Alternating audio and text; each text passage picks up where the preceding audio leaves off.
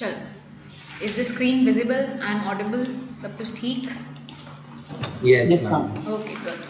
So will start with carbon and its compound. अगर आपको topics के नाम लिखने हैं कि क्या क्या तुम्हारे इसमें आ रहा है, तो सबसे पहले तो मैं तुमको वो बता देती हूँ कि आपको प्रिपेयर क्या करना है इसके अंदर. बहुत कम आ रहा है, मतलब सिर्फ इन्होंने नाम किया है कि भैया चलो ये चैप्टर काटते नहीं है पूरा, तो ऑलमोस्ट पूरे के जैसे ही कट गया है. What you are getting, topic पहला नाम है covalent bonding in carbon compounds. ये आ रहा है. बेसिकली कोवेलेंट बॉन्डिंग सीखेंगे हम, फिर उसके बाद कार्बन कंपाउंड्स में सीखेंगे versatile nature of carbon. Versatile nature of carbon. और तीसरा होमोलोगस सीरीज क्या होती है. Homologous series. तो होमोलोगस सीरीज, ठीक है. चलिए, ये 3 टॉपिक हमको कवर करने हैं इस चैप्टर में. स्टार्ट करें? ओके, करें शुभारंभ. लिख लिया? जल्दी से बता दो. चैप्टर का नाम Yes, है ma'am. Yes, ma'am. Carbon Yes, ma'am. And its compound.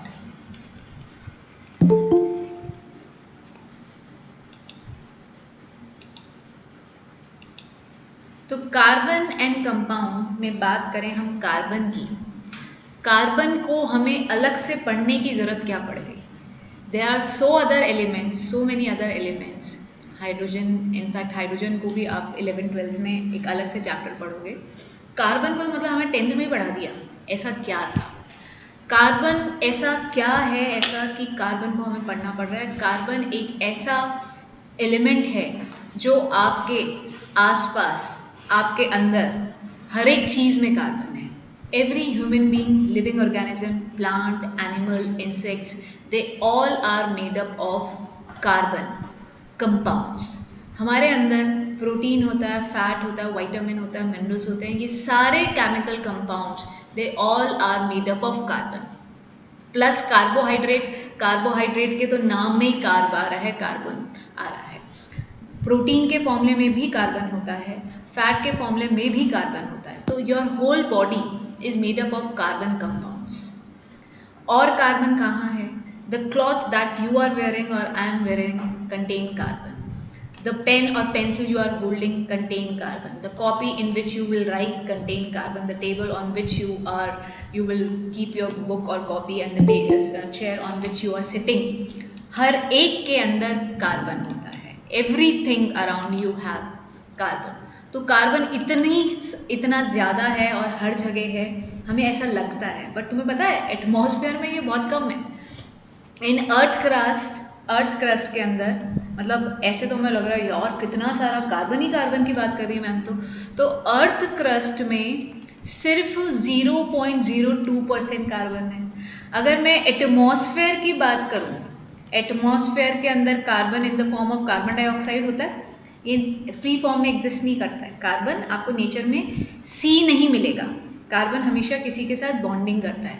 तो कार्बन एटमॉस्फेयर में जो हमें मिलता है in the form of carbon dioxide, that is 0.03%. और ऐसे देखें तो हमारे सब जगह कार्बन है. Everything contain carbon, everything is made up of carbon. ठीक है, तो ये बहुत अजीब सी बात हो गई. But yes, everything around us is made up of carbon. तो कार्बन की बहुत इंपॉर्टेंस है. कार्बन का जो नेचर, ये वर्सेटाइल का मतलब समझते हो? वर्सेटाइल नेचर का अगर आप डिक्शनरी मीनिंग देखोगे, वो बच्चा जो सारी चीज़ों में इंटरेस्ट शो करता है और एक्सेल करता है. A student which is good in drawing, painting, singing, ठीक है, playing some musical instrument, playing some game, outside game, जैसे बास्केटबॉल हो गया, वॉलीबॉल हो गया, and he or she is also good in his or her studies. तो वो बच्चे की जो कैरेक्टरिस्टिक कहलाएगी वो क्या है? Versatile nature. वर्सेटाइल जो एक ही नहीं बहुत सारी चीज़ों में अच्छा होता है, बहुत सारी खूबियाँ होती है उसके अंदर. तो इसी तरीके से कार्बन का भी एक ही नेचर नहीं है, कार्बन के भी अलग अलग बहुत सारे नेचर होते हैं जो that you will come to know क्या होते हैं, वो इस हम चैप्टर में पढ़ेंगे। होमोलोगस सीरीज के बारे में मैं कुछ नहीं बता रही हूँ बिकॉज इसके लिए अभी मेरे को 2 दिन पढ़ाना पड़ेगा, अभी होमोलोगस सीरीज में कुछ नहीं बोल सकती। चलिए तो स्टार्ट करते हैं। कार्बन की अगर हम बात करें, कार्बन इज एन एलिमेंट, ये एक एलिमेंट होता है, इज एन एलिमेंट जिसका एटॉमिक मास की जगह हम एटॉमिक नंबर की पहले बात करते हैं। एटॉमिक नंबर जो कि नंबर ऑफ प्रोटॉन अगर आपको याद हो तो, या फिर नंबर ऑफ इलेक्ट्रॉन को बोलते हैं, वो होता है 6, और मास नंबर क्या होता है 12, which is made up of number of neutron plus number of proton. आ रहा है याद? 6 + 6 12। ठीक है, ये हम 9th में पढ़ चुके हैं बट हमें अभी पता होना चाहिए।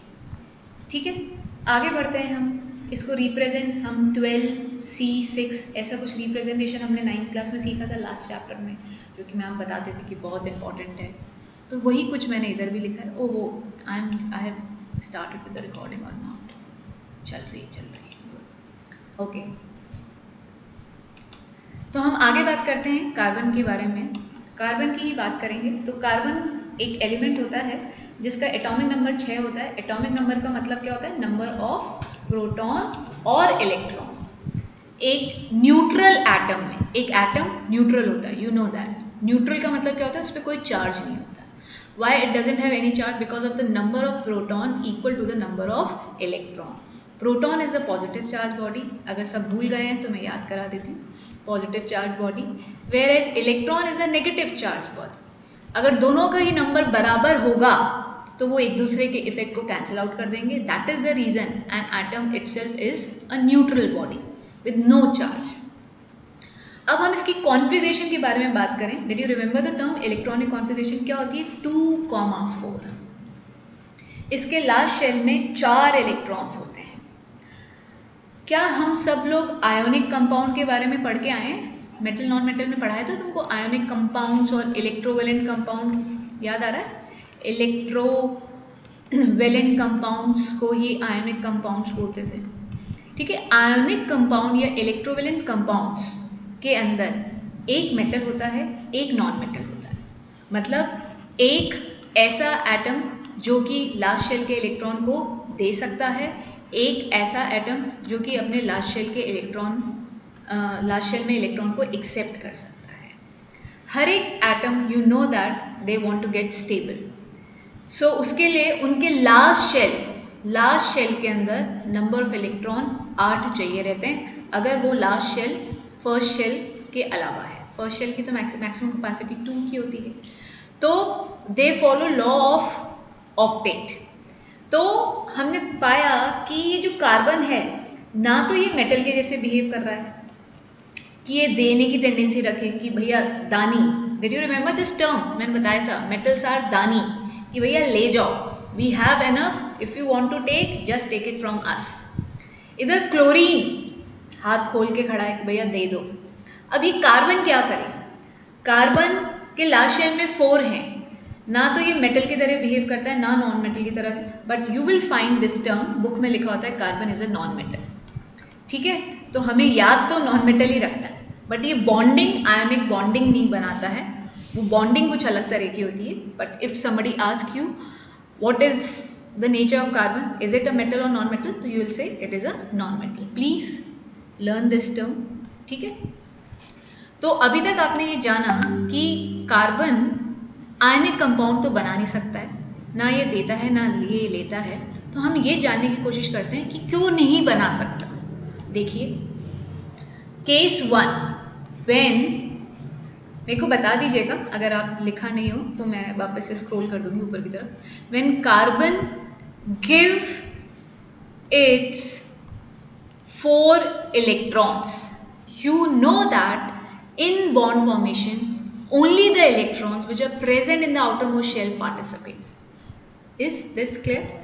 खाली लास्ट शेल के इलेक्ट्रॉन पार्टिसिपेट करते हैं। तो जब कार्बन की बारी आई जिसके लास्ट शेल में 4 थे और उसने 4 इलेक्ट्रॉन दिए, तो पहला क्वेश्चन ये आता है, क्या ये दे सकता है?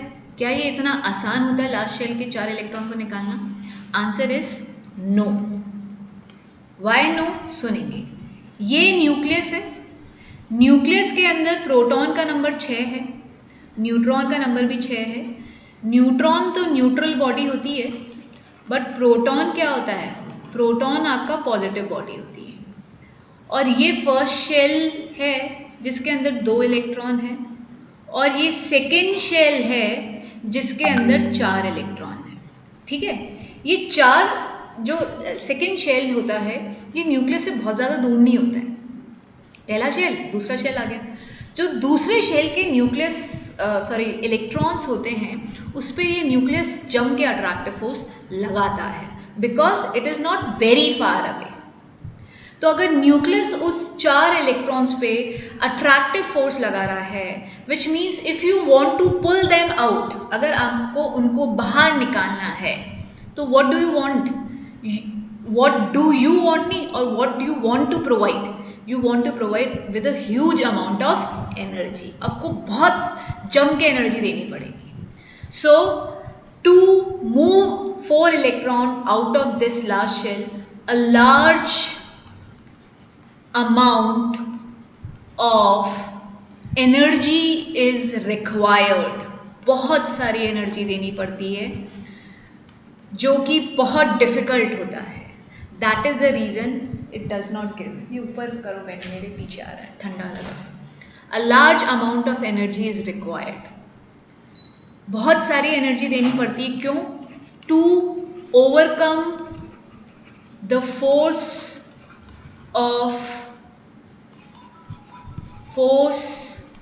of attraction of nucleus on the last shell electrons. last shell electrons लिख लेना आप लोग। लास्ट शेल के इलेक्ट्रॉन्स पे, इसको सामने की तरफ कर दो, मतलब ये ऐसे मूव कर रहा है। इसको लास्ट शेल के इलेक्ट्रॉन्स को निकालने के लिए हमें न्यूक्लियस के फोर्स से ओवरकम कराना है। न्यूक्लियस के फोर्स को ओवरकम करने के लिए we need to provide a huge amount of energy, और इतनी एनर्जी देना बहुत डिफिकल्ट टास्क होता है। दैट इज द रीज़न क्या होता है, कार्बन अपने ये लास्ट शेल के 4 इलेक्ट्रॉन्स को नहीं देता है। आई होप ये बात समझ में आती है। बढ़ूँ मैं आगे? कॉपी हो जाए तो मुझे बताना। यस, कॉपी हो जाए तो मुझे बताना। इसको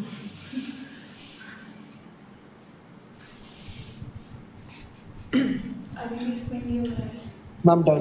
ओके, टेम्परेचर भी बढ़ा दो। Second, if the carbon atom accept 4 electrons, अगर ये 4 इलेक्ट्रॉन एक्सेप्ट कर लेता है तो क्या होगा? सुनेंगे। ये न्यूक्लियस, प्रोटॉन का नंबर 6, न्यूट्रॉन का नंबर 6, ये पहला शेल, ये दूसरा शेल।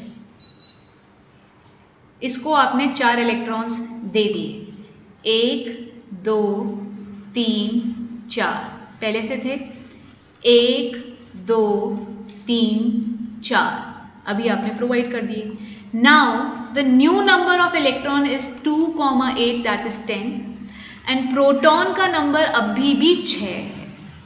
तो होता क्या है, this nucleus will not be able to hold such huge amount of negative charge. Your atom will be highly unstable. Why unstable? Because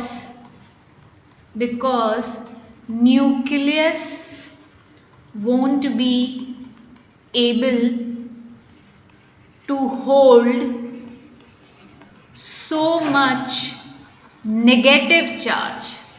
ठीक है, नेगेटिव चार्ज हो गया 10, प्रोटॉन का नंबर अभी भी है 6, तो एटम अनस्टेबल हो जाता है, वो डगमगाने लगता है। भैया एक एटम इलेक्ट्रॉन को लेता और देता क्यों था?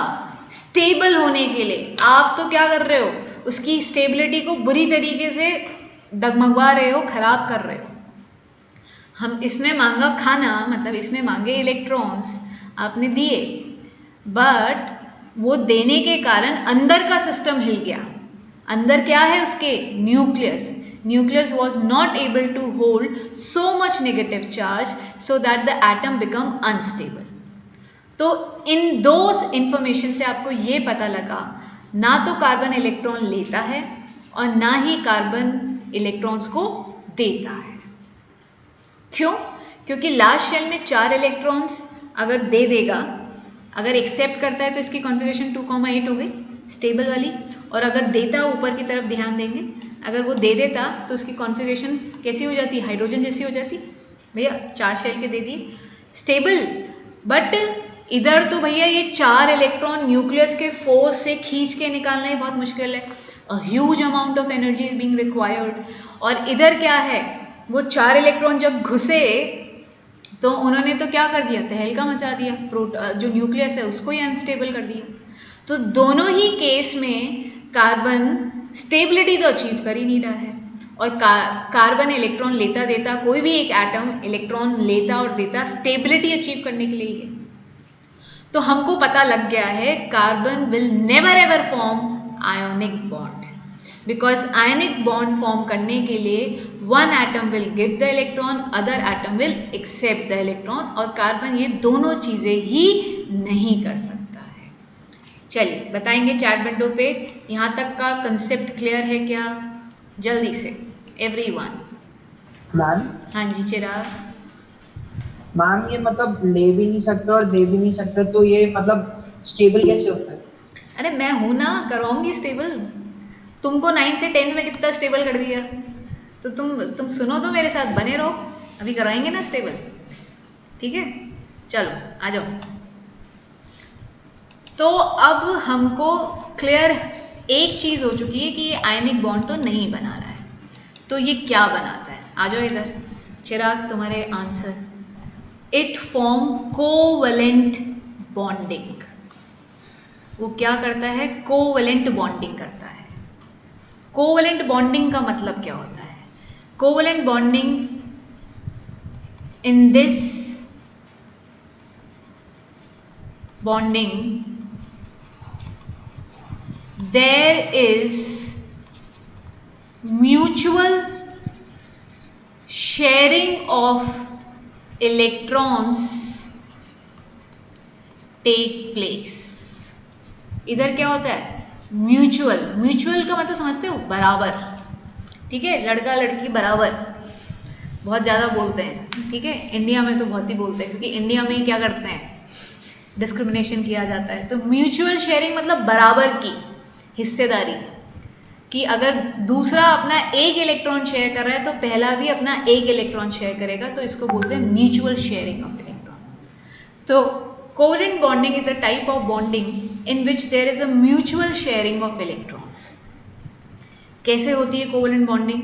कितने टाइप की कोवलेंट बॉन्डिंग होती है? पहले आप लोग मेरे साथ ये देखना स्टार्ट करेंगे। सो करें स्टार्ट, चलो आ जाओ। Covalent bonding is a type of bonding in which there is a mutual sharing of electron. Ionic bonding was a type of bonding in which there was a complete give and take of electron. पूरे complete term क्यों बोल रही हूँ? क्योंकि आधा या अधूरा electron नहीं जाता था, पूरा 1 2 3 जाएगा या फिर 1 2 3 आएगा। That is the reason. चलिए, type of covalent bonding. Single covalent bond, single covalent bond। किसकी गुड मॉर्निंग हुई है? खुशी तो आ गई थी पहले, चल आ जाओ। Single covalent bond, single covalent bond example hydrogen gas. देखिए सबने, हाइड्रोजन गैस के लास्ट, एक हाइड्रोजन के लास्ट शेल में कितने होते हैं इलेक्ट्रॉन? 1। सिखा दिया है मैंने तुमको, ये याद आ रहा है क्या कुछ नहीं? चलो आ जाओ सीख लो। दूसरे हाइड्रोजन के भी लास्ट शेल में कितने होते हैं? एक इलेक्ट्रॉन। इन दोनों ने आपस में करी सांठगांठ, मतलब इन्होंने आपस में बातचीत करी कि देख तू मुझे देगा तो तू खाली हो जाएगा और मैं तुझे दे दूंगा तो मैं खाली हो जाऊंगा, तो ऐसा करते हैं कि हम दोनों एक एक इलेक्ट्रॉन आपस में शेयर कर लेते हैं। कितने? उसने भी एक दिया, इसने भी एक दिया, समझ रहे हो? बराबर, म्यूचुअल, भेदभाव नहीं करना है, ठीक है? कुछ लोग सोचते हैं कि मैं चिराग को ज़्यादा पसंद करती हूँ चलो आ जाओ। So no discrimination. तो हाइड्रोजन ने एक दिया, इसने एक दिया, जब वन, ध्यान से सुनेंगे, one pair of electrons, pair of electrons की शेयरिंग होती है, की शेयरिंग होती है, अब होती है नहीं लिखूंगी, when one pair of electron की sharing is taking place, तो जो बॉन्ड बनता है वो सिंगल कोवलेंट बॉन्ड होता है। मतलब इस डॉट और इस क्रॉस को अब मैं एक डंडे से रिप्लेस कर दूंगी। One pair of electrons is getting share, ठीक है? वन पेयर, उसने एक दिया, इसने एक दिया, दोनों ने एक एक को शेयर किया, तो वन पेयर बन गया ना। पेयर कब बनता है? कई लोगों को सॉक्स का हिसाब ही लगाना नहीं आता है, ठीक है? 12 सॉक्स मतलब 12 पेयर या 12 सॉक्स, ठीक है? तो देयर इज अ डिफरेंस। अगर आप 12 सॉक्स बोलोगे तो वो 6 पेयर हो जाएगी। तो इधर वन पेयर का मतलब 2 इलेक्ट्रॉन्स। मैं भी ऐसी गड़बड़ करती थी, इसलिए मैं बता रही हूँ, ऐसा थोड़ा ना कि मैंने नहीं करी है, ठीक है? तो सिंगल कोवलेंट बॉन्ड का मतलब समझ में आता है। अच्छा, और कहाँ, मतलब ये तो एक एग्जाम्पल ले लिया। एक कार्बन कंपाउंड का देखोगे, मीथेन देखा है? मीथेन सुना होगा, देखा तो नहीं होगा। मीथेन एक गैस होती है जो कि fuel, as a fuel work करती है, ठीक है? और इसका फॉर्मूला होता है CH4। कोवलेंट बॉन्ड के बारे में मैं आपको बताती हूँ। ये जो कोवलेंट बॉन्ड जो बनता है ना, ये बहुत स्ट्रांग नहीं होता। देखो इसके अंदर इलेक्ट्रॉन की शेयरिंग होती है, ध्यान से सुनना, आज मेरे को सुनने का बहुत ज़्यादा तुम लोगों को। आयनिक कंपाउंड के अंदर एक ले रहा था, एक दे रहा था, एक पे पॉजिटिव चार्ज आ रहा था, एक पे नेगेटिव चार्ज आ रहा था। नेगेटिव पॉजिटिव चार्ज के बीच में के कारण उनके ऊपर फोर्स ऑफ अट्रैक्शन बहुत ज़बरदस्त हो गया था, and they hold each other very tightly. That is the reason उनका जो lattice crystalline structure, solid structure हुआ करता था। याद आ रही है ये term? They have high boiling point, high melting point, high conductivity, ऐसा कुछ हमने किया था। सारी चीज़ें हाई हाई लगाई थी, हाई हाई इंग्लिश वाला HIGH, ठीक है? तो हमने क्या बोला, आयनिक के अंदर सॉलिड क्यों होता है structure? Force of attraction is very high because of one body is positive, another body is negative, positive negative attract each other. इधर क्या है? इधर इलेक्ट्रॉन की सिंपल शेयरिंग हो रही है, no atom is getting any charge, किसी पे कोई चार्ज नहीं आ रहा है। तो दैट इज द रीजन ये जो न्यू आपस में जो बॉन्ड बना है, it is not that strong, इतना स्ट्रॉन्ग नहीं होता है। तो दैट इज द रीजन जो कार्बन के कंपाउंड्स होते हैं या कोवलेंट कंपाउंड जो होते हैं वो मोस्टली गैसेस फॉर्म में मिलते हैं, ऐसा नहीं सॉलिड में नहीं होते। मैं तुमको एग्जांपल बता देती हूँ। क्लोरीन, ब्रोमीन, आयोडीन, याद कर लेना। क्लोरीन होती है गैस, ब्रोमीन होता है लिक्विड, और आयोडीन होता है सॉलिड। और ये तीनों ही क्या हैं? इन तीनों के बीच में कोवलेंट बॉन्डिंग होती है, ठीक है? तो तीनों के बीच में कोवलेंट बॉन्डिंग होती है, but it is not that strong, ठीक है? ज़्यादा आपको गैसेस मिलेगी इसके अंदर, मीथेन गैस, इथेन गैस, ठीक है? सॉलिड भी होते हैं। तो ये एक एग्जाम्पल बता दिया है। जैसे कि आयोनिक कंपाउंड तो हमेशा सॉलिड ही बनाते हैं। Ionic compound always form a solid structure, solid crystalline lattice structure. याद आ रहा है? ऐसा कुछ हमने पढ़ा था। ये गैस, लिक्विड और सॉलिड तीनों बनाते हैं, ज़्यादातर गैसेस और लिक्विड फॉर्म में पाए जाते हैं। मीथेन की बात करें, लिख लिया आप लोगों ने?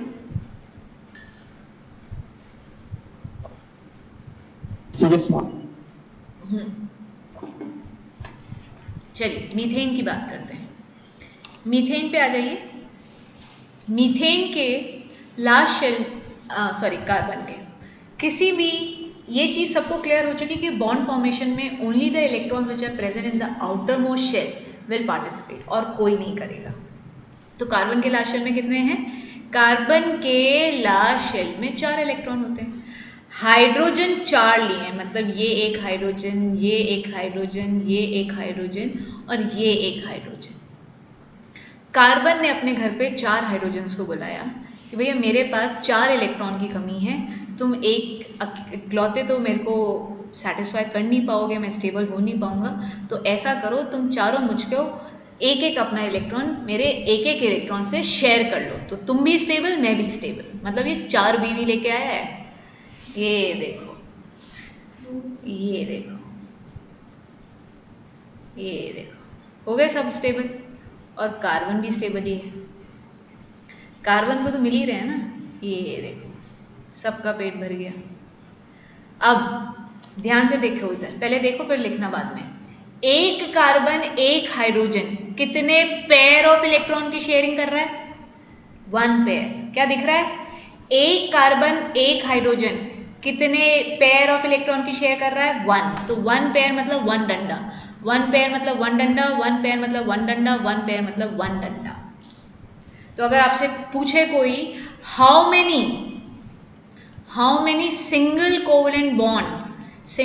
कोवेलेंट बॉन्ड आर प्रेजेंट, पूछते हैं इसलिए, आर प्रेजेंट इन मीथेन, तो आप कितने बोलोगे? 4 covalent bond, single covalent bond. 4 समझ में आ रहा है ना 4 कैसे आए? हर एक हाइड्रोजन कार्बन के साथ एक सिंगल पेयर कोवेलेंट बॉन्ड बना रही है, 1 पेयर ऑफ इलेक्ट्रॉन शेयर कर रही है, तो 4। आंसर कितना होगा? 4। क्लास चल रही है 2:30, 3 o'clock या 2:45 तक कॉल कर लें।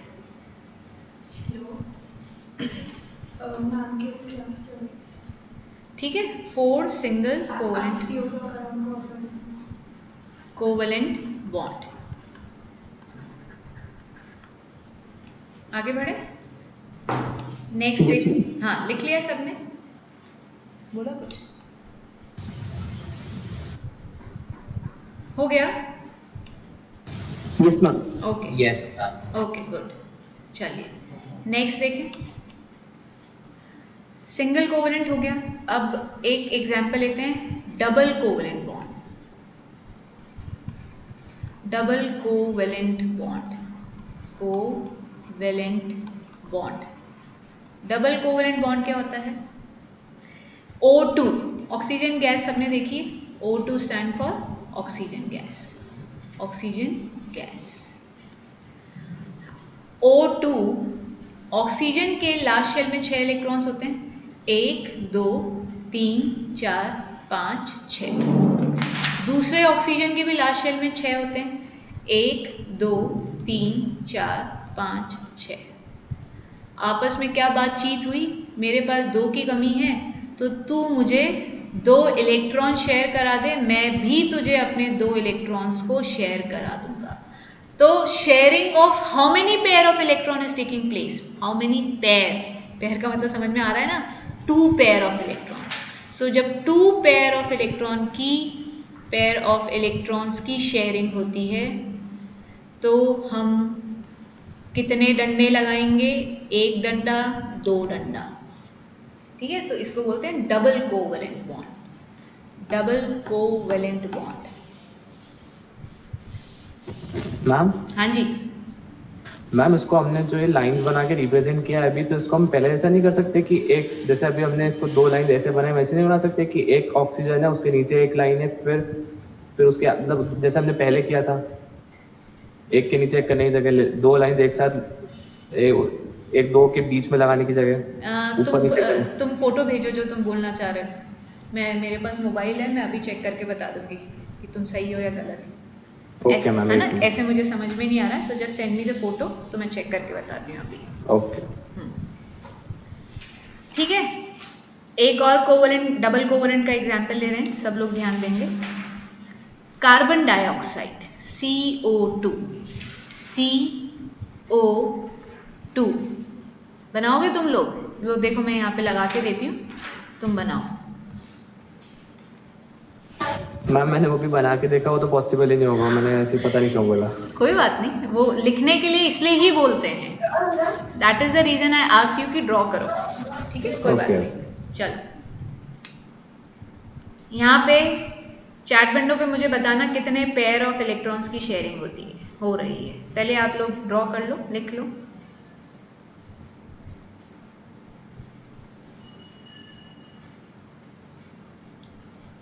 आ जाओ चैट विंडो पे चेक करने के लिए।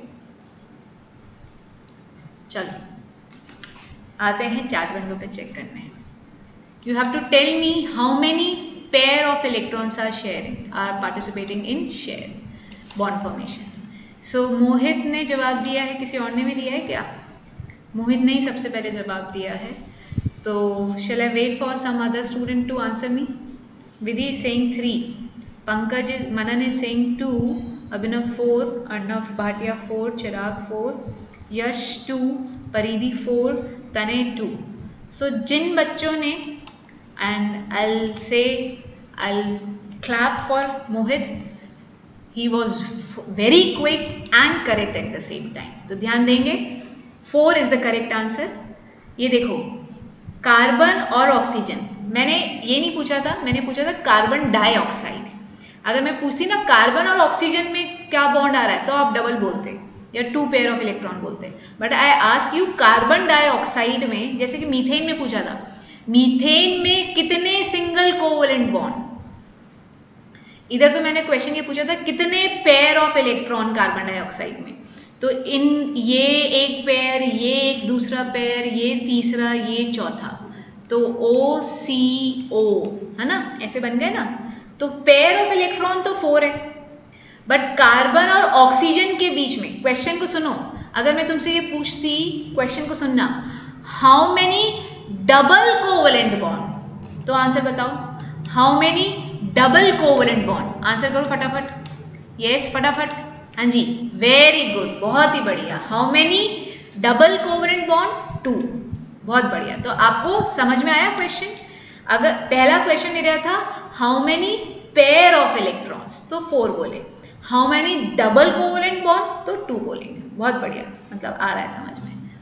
बढ़े आगे, एक और एग्जाम्पल तुम्हें सिंगल कोवलेंट का लेके दिखाती हूँ, नेक्स्ट पेज चाहिए रहेगा मुझे, ध्यान देंगे।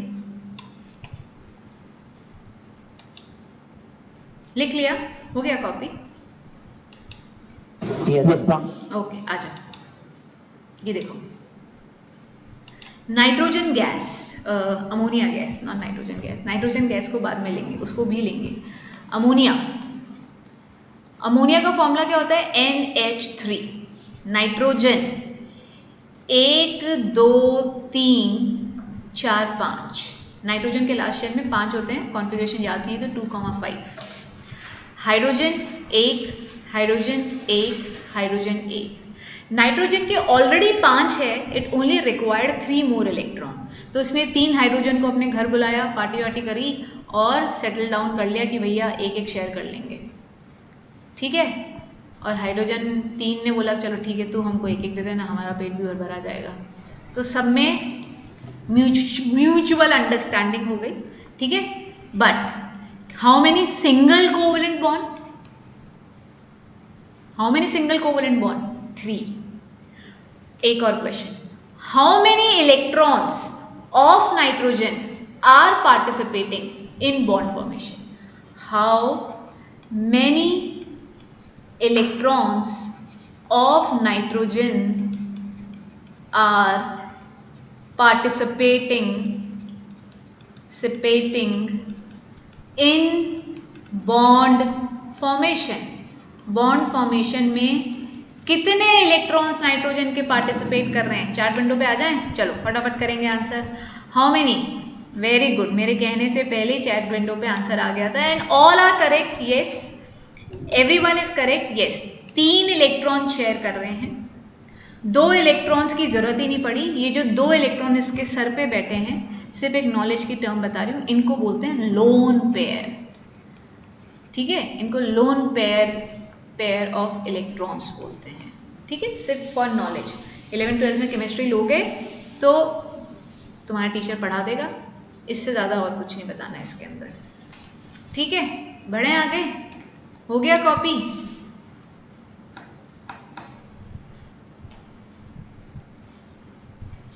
हो जाए तो बताना बेटा।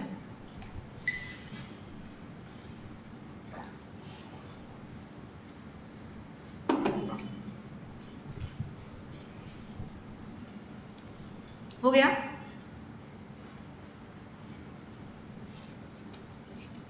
Yes ma'am. ओके, चलो आगे बढ़ते हैं। सिंगल देख लिया, डबल देख लिया, तीसरा टाइप ऑफ होता है ट्रिपल कोवलेंट बॉन्ड। बस ये आखिरी है टाइप ऑफ कोवलेंट में, triple covalent bond. Triple covalent bond क्या होता है? नाम से समझ में आ रहा होगा। सिंगल के अंदर 1 पेयर ऑफ इलेक्ट्रॉन की शेयरिंग थी, डबल के अंदर 2 पेयर ऑफ इलेक्ट्रॉन की शेयरिंग थी। 2 पेयर मतलब, एक बात और समझना, एक एटम और दूसरा एटम के बीच में कितने इलेक्ट्रॉन की शेयरिंग हो रही है। बच्चों को ये भी गड़बड़ करता है। देखो, कुछ बच्चे इन चारों को मिला के नहीं बोलते, हम क्या बोलते हैं, कार्बन और हाइड्रोजन में कैसा बॉन्ड बन रहा है, तो आप क्या बोलोगे, सिंगल कोवलेंट बॉन्ड। कार्बन और ऑक्सीजन में कैसा बॉन्ड बन रहा है, कार्बन और ऑक्सीजन में सिर्फ 2 एटम के बीच के बॉन्ड की बात कर रहे हैं हम, तो आप बोलोगे डबल कोवलेंट बॉन्ड। समझ रहे हो? जो हम डबल, ट्रिपल और सिंगल बोलते हैं, वो 2 एटम्स के बीच के बॉन्ड के बारे में बात करते हैं। कलेक्टिवली पूरे कंपाउंड के अंदर जो ये बॉन्ड, ये बॉन्ड, ये बॉन्ड, ये बॉन्ड, ऐसे नहीं बोलते हैं। मैंने क्वेश्चन में क्या पूछा था, या तो मैं ये पूछूंगी how many single covalent bond are present. हमेशा बॉन्ड 2 एटम्स के बीच में होता है, वो बॉन्ड सिंगल होगा, डबल होगा या ट्रिपल होगा। Are you getting my point? 2 atoms के बीच में क्या बॉन्ड है, 2 एटम्स के बीच में सिंगल बॉन्ड है, डबल बॉन्ड है या ट्रिपल बॉन्ड है। ट्रिपल का केस ले रहे हैं, nitrogen gas. Nitrogen is a gas. So 1 2 3 4 5, 1 2 3 4 5। Nitrogen के ऑलरेडी लास्ट शेल में 5 है, कितने की जरूरत है, 3 की जरूरत है। तो उसने नाइट्रोजन को घर पे बुलाया और उसको समझाया कि देख, 3 की तेरे पास कमी, 3 के मेरे पास कमी, तो अपन 3 शेयर कर लेते हैं। तो नाइट्रोजन के बीच में how many pair of electrons are being participating in share, how many pair of electrons are, how many electrons एक फिर से करने, हाउ मेनी, अरे क्या हो गया है, क्वेश्चन ये है कि pair of electrons are participating in bond formation, तो 3 pair of electrons are participating. तो 1 2 3 ये हो गया। How many pair of electrons are participating in bond formation. ठीक है, हाउ मेनी पेयर, तो आप क्या लिखोगे, 3 पेयर ऑफ इलेक्ट्रॉन्स जब पार्टिसिपेट करते हैं तो बॉन्ड जो होता है वो ट्रिपल कोवलेंट बॉन्ड होता है। 3 पेयर, 2 पेयर किसके बीच में बॉन्ड होता है, 2 एटम्स के बीच में होता है। उन 2 एटम्स की ही बात कर रहे हैं हम, सिर्फ 2 एटम्स के बारे में। ठीक है, लिखना जरा।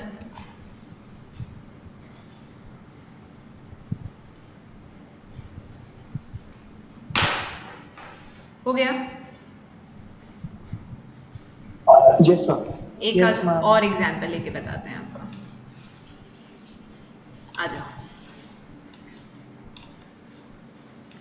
ये बाद में जरूरत पड़ेगी इसलिए मैं आज अभी बता रही हूँ। कार्बन कंपाउंड ले रही हूँ मैं, नाम है ईथेन, ईथीन, ईथाइन। ठीक है, meth stand for 1 carbon, eth stand for 2 carbon, prop stand for 3 carbon, but stand for 4 carbon, लिख लेना ये, pent stand for 5 carbon, hex stand for 6 carbon, यहाँ तक, ठीक है। ये नाम के शुरुआत में होते हैं तो इनको प्रीफिक्स बोलते हैं, ठीक है। जो शुरुआत में लिखा जाता है नेम के, दैट इज कॉल्ड प्रीफिक्स, मतलब नाम स्टार्टिंग ही इससे हुई। सो myth, eth, prop, but, pent, हेग्स। हेग्स ये क्या है? 1 कार्बन, 2 कार्बन, 3 कार्बन, हर क्लास में समझ में आता जाएगा। मैंने इंट्रोड्यूस कर दिया है, ठीक है। मैं हमेशा नई चीज़ को पहले इंट्रोड्यूस कर देती हूँ so that her bar her class में उसका नाम लिया जाएगा तो आपको वो टर्म नई नहीं नजर आएगी। सही है ना ये बात? चलो करें start. Meth, eth, prop, but, pent, hex. Ethane. Ethane एक चीज और बता देती हूँ अब इसके अंदर, स्पेलिंग में एन, ईन, आइन। अल्फाबेटिकली अगर आप ABCD बोलते हो तो पहले ई आता है, फिर ई आता है, फिर वाई आता है। एम आई राइट? तो इसी तरीके से अगर आप 1 2 3 बोलते हो तो पहले 1 डंडा आता है, फिर 2 डंडा आते हैं, फिर 3 डंडे आते हैं। मस्त तरीका है याद करने का, ठीक है। अब मिथ के एंड में एन लगा देते हो तो क्या बन जाता है? Methane. तो मतलब कार्बन में जो बॉन्डिंग होगी कार्बन की हाइड्रोजन के साथ, उनमें सिर्फ और सिर्फ कौन सी बॉन्डिंग होगी? Single covalent bond. ये तुम देख भी चुके हो। इथ एन, ईन, इथ ईन, इथ ईन या इथ एन देखो पहले। इथ एन का मतलब क्या है? कार्बन और कार्बन के बीच में जो बॉन्डिंग होगी उसमें एक पेयर ऑफ इलेक्ट्रॉन की शेयरिंग होगी। इथ ईन, इथ ईन कार्बन और कार्बन, 2 ही कार्बन होंगे, उनके बीच में जो बॉन्ड बनेगा, जो शेयरिंग होगी वो 2 की होगी। इथ आइन, 2 कार्बन बट बीच में बॉन्ड शेयरिंग कितनी? 3 इलेक्ट्रॉन की। धीरे धीरे आएगा। अभी 20%, सिर्फ 20% भी समझ में आ गया ना। 20 से ज़्यादा आ गया तो मेरी लॉटरी, और 20 आ गया तो ठीक है, ठीक है। तो मैं तो 20% ही। चलो आ जाओ इधर। इथ एन, इथ एन में आपको करना क्या है? आपको ये समझ में आ गया कि हमारी मैम ने बोला है कि कार्बन कार्बन तो 2 लेने और कार्बन के बीच में एक ही डंडा लगाना है। तो देखो जरा, इस कार्बन के पास कितने इलेक्ट्रॉन होते हैं? 1 2 3 4। इस कार्बन के पास भी 1 2 3 4। ध्यान से सुनेंगे सब लोग। तो हमने फिक्स कर दिया कि इथेन तो 2 कार्बन लेगा, मगर कार्बन और कार्बन के बीच में एक बॉन्ड ही बनाएगा। तो बेटा देखो, इस कार्बन का खाली 1 इलेक्ट्रॉन मिला, तो मतलब इस कार्बन को अभी भी 5 ही मिले हैं, 3 की और जगह है। तो ये बचे हुए जो हाथ है ना, शाहरुख खान के ऐसे हाथ खुलते हैं ना, तो बचे हुए हाथ पे आपको क्या करना है? हाइड्रोजन लगा दो सब पे। तो भैया इधर से लेके आए हाइड्रोजन, इधर से लेके आए हाइड्रोजन, और इधर लेके आए हाइड्रोजन। इस वाले कार्बन, ध्यान देंगे, इस वाले कार्बन का पेट भर गया क्या, जिस पे रेड मार्क लगाया है? ऊपर नीचे काउंट कर लो, 1 2, देखो मेरे साथ काउंट करना, 1 2 3 4 5 6 7 8। बढ़िया काम हो गया है, तो बढ़िया पेट इसका। अब ऐसे ही इसने क्या किया? इसने भी बाहर से मंगा लिए हाइड्रोजन। अब कार्बन और कार्बन के बीच में 1 पेयर ऑफ इलेक्ट्रॉन की शेयरिंग, कार्बन हाइड्रोजन के बीच में 1 पेयर ऑफ इलेक्ट्रॉन की शेयरिंग। तो भैया ये बन गया है आपका इथ एन। आराम से समझो, पहले तो ये समझो, फिर उस पे जाओ। इथ एन, इथ का मतलब 2 कार्बन, एन का मतलब कार्बन और कार्बन के बीच में सिंगल बॉन्ड। तो कार्बन और कार्बन के बीच में अगर सिंगल बॉन्ड लगाते हैं तो एक कार्बन को सिर्फ 5 इलेक्ट्रॉन मिलते हैं। क्यों? क्योंकि 4 तो उसके पास थे, एक उसने शेयर कर लिया। अभी भी उसके 3 इलेक्ट्रॉन की कमी है, तो वो 3 इलेक्ट्रॉन कैसे पेट भरता है? 3 हाइड्रोजन बुला लेता है, क्योंकि हाइड्रोजन को भी एक एक इलेक्ट्रॉन ही चाहिए। देखो, म्यूचुअल शेयरिंग होती है, दोनों का पेट भरना चाहिए। आप कोई ऐसा एटम नहीं बुला सकते कि भैया उसका खुद का पेट नहीं भरे और वो कार्बन का पेट भर दे। समझ रहे हो मेरी बात?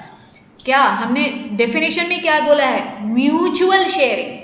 तो दोनों स्टेबल होने चाहिए शेयर करने के बाद। हाइड्रोजन को सिर्फ एक ही चाहिए था, इसलिए हमने हाइड्रोजन को बुलाया, तो हाइड्रोजन को भी एक मिल जाएगा और कार्बन को भी एक मिल जाएगा। चलो इथीन में आ जाओ, सब ध्यान देंगे मेरे साथ। इथीन, सबसे पहले तो तुमको ये चमकना चाहिए कि मैम ने बोला है कि इथीन में इथ मतलब 2 कार्बन और ईन मतलब कार्बन और कार्बन के बीच में डबल बॉन्ड होगा। तो भैया 2 तो ऐसे लिखेंगे, बचे हुए 2 यहाँ पे लिखो, इसी तरीके से इसके 2 लिख दो और ये लिखो, चलेगा? अरे ये क्रॉस लगा दो, ठीक है ना? अरे ठीक लिखा है, चले आगे देखो जरा। ओके, हाइड्रोजन, कार्बन और कार्बन के कारण कितने इलेक्ट्रॉन की शेयरिंग हो गई? 4 उसके पास थे, 2 उस इलेक्ट्रॉन 2 कार्बन ने ले लिए तो 6 मिल गए। 2 अभी भी खाली जगह है तो 2 के लिए इस कार्बन ने 2 हाइड्रोजन को बुलाया, इस कार्बन ने भी 2 हाइड्रोजन को कहा कि भैया आ जाओ मेरे घर पे, अभी भी हम सेटिस्फाइड नहीं हुए हैं। तो अब ये सब मिलके कार्बन कार्बन डबल और कार्बन हाइड्रोजन सिंगल, तो ये तुम्हारा बन गया इथीन। तो इसमें क्वेश्चन ये पूछेंगे how many double and how many single bond, तो बोलोगे कार्बन हाइड्रोजन के बीच में 4 single bonds and carbon carbon 1 double bond. कुछ आ रहा है समझ में थोड़ा बहुत? 50-60% बताइएगा। Yes, ma'am. ओके, आराम से देखो। आज की क्लास जो मिस कर रहा है ना, बस हो गया उसका। तो चलिए, Yes, ma'am. 1 double या 2 double? मनन बोल रहे हो? Yes, ma'am. बेटा तुम देखो ना कितने डबल हैं, ये देखो कार्बन और कार्बन के बीच में एक ही तो डबल बॉन्ड है, 1 डबल। Okay. आराम से समझो, कोई बात नहीं, समय लगेगा इस चीज़ को समझने में। 1 डबल बॉन्ड में नया बहुत मतलब ए और कार्बन हाइड्रोजन के बीच में कितने सिंगल बॉन्ड? 4 single bond. ठीक है, आज की क्लास आपको घर पे रिवाइज बहुत ज़रूरी है करना, उसके बाद मज़ा, मतलब नहीं तो बहुत दिक्कत आ जाएगी। ठीक है, ज़्यादा नहीं पढ़ाऊंगी, चाहे मैं 5 मिनट पहले छोड़ दूंगी, इथाइन और देख लो चाहे, फिर छोड़ देंगे चाहे, क्योंकि आप उतना ही पढ़ो जितना, क्योंकि नई चीज़ पढ़ रहे हो आप। इथ आइन मतलब, इथ का मतलब तो मैम ने बोला था 2 कार्बन, आइन का मतलब तुम्हारी ही मैम ने बोला कि भैया कार्बन और कार्बन के बीच में 3 पेयर ऑफ इलेक्ट्रॉन की शेयरिंग होगी। तो इसने बोला कि ये लो मेरे 3 और ये एक तुम साइड में बैठ जाओ, इसने बोला ये लो मेरे 3 और ये एक तुम साइड में बैठ जाओ। तो कार्बन और कार्बन ने जब आपस में शेयरिंग करी तो 6 इलेक्ट्रॉन तो हो गए और एक उनके पास था, तो 7 इलेक्ट्रॉन तो एक कार्बन को मिल गए और दूसरे कार्बन को भी 7 इलेक्ट्रॉन मिल गए। बट गड़बड़ का, फिर उसने कहा कि चलो एक हाइड्रोजन आ जाओ, क्योंकि मुझे एक इलेक्ट्रॉन और चाहिए। इस हाइड्रोजन ने भी कहा कि ये लो एक हाइड्रोजन। अब सबका पेट भर गया, तो कार्बन और कार्बन के बीच में कितने पेयर ऑफ इलेक्ट्रॉन? सही है क्या? 1 2 3। कार्बन हाइड्रोजन के बीच में कितने? 1 पेयर ऑफ इलेक्ट्रॉन। तो इसका नाम इथ आइन, इथ आइन। देखो जरा,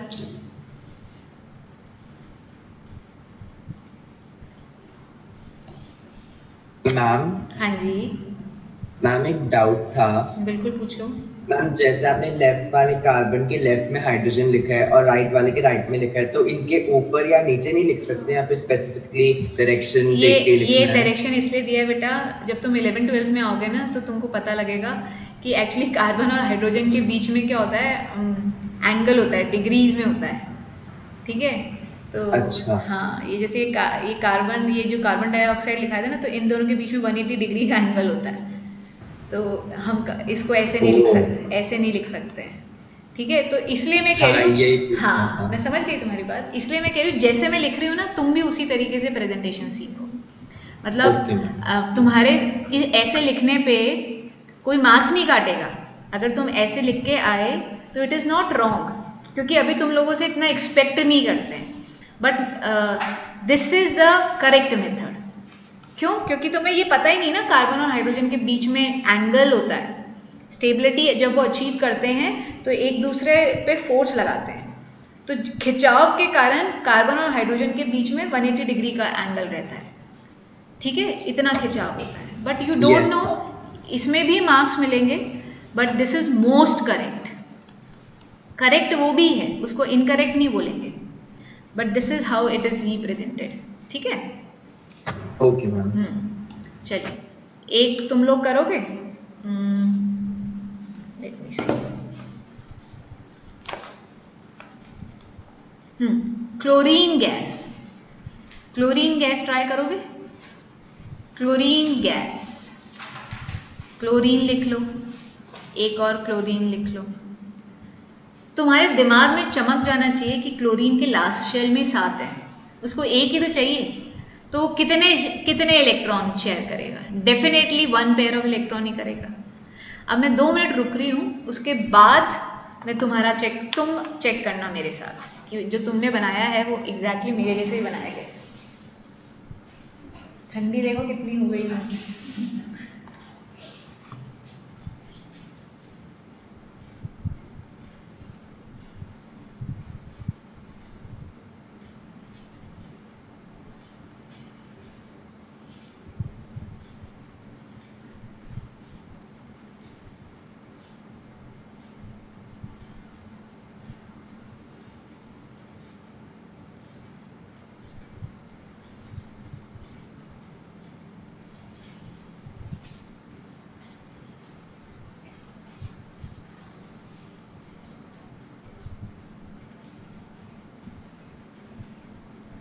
हो जाए तो बता दो मुझे, तो मैं करवा दूँ। हो गया? चलो आओ देखो, 1 2 3 4 5 6 7, 1 2 3 4 5 6 7। सबको ही नजर आ रहा है कि भैया एक इलेक्ट्रॉन की शेयरिंग होने वाली है, तो Cl Cl, बस हो गया, ठीक है।